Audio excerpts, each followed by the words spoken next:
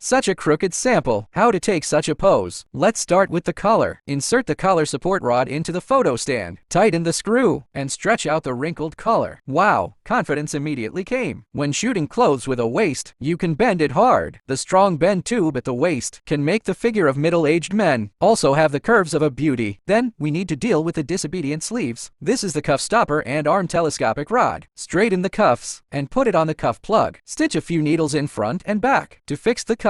Then you can pull the sleeves straight. The fabric in front of the clothes bounces back, causing the front of the clothes to be uneven. Pull the side of the clothes flat. First, sew the waist to reinforce the waist curve. Then on the lower hem pull and a few stitches. Straighten the side of the clothes. The side will be straight. Finally, the hem placket is a little outturned. You can use a fishing line reel to solve it. Use a fishing line hook to hook the hem. Tighten the fishing line. Cross the thread like this. Align the hem. Open the original picture. You just need to do some slight retouching later.